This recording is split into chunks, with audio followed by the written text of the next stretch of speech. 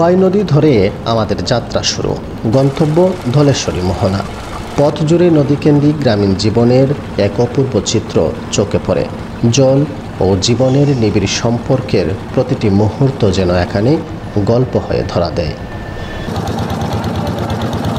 নদীর খোল ঘেঁষে ছোট ছোট গ্রাম, কোথাও মাছ ধরছেন জেলেরা, কোথাও নদীর ঘাটে বাসন মাজছেন নারীরা, কাপড় ধুচ্ছেন শিশুরা, ঝাঁপ দিচ্ছে নদীর স্বচ্ছ জলে।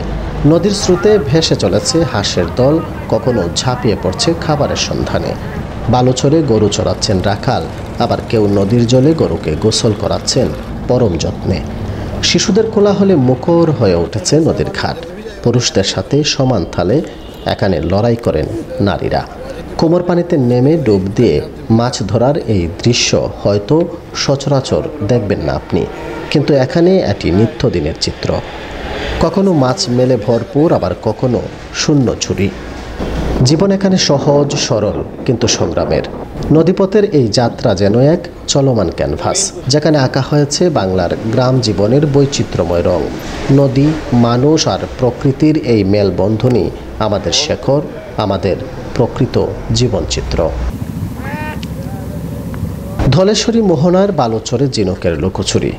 বৈশাখের তীব্র তাপদাহে স্বস্তি পেতে মাঝ নদীতে মহিষের দল যখন ডুব দেয়, তখন সৃষ্টি হয় এক অনন্য দৃশ্য।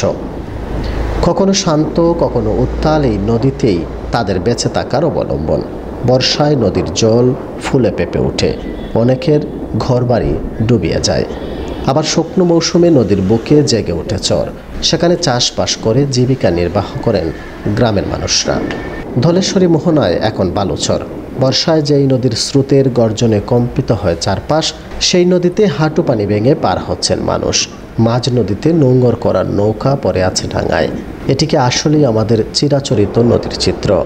না, নদীর এই বেহাল অবস্থা প্রভাব ফেলেছে তীরবর্তী মানুষের জীবন জীবিকায়।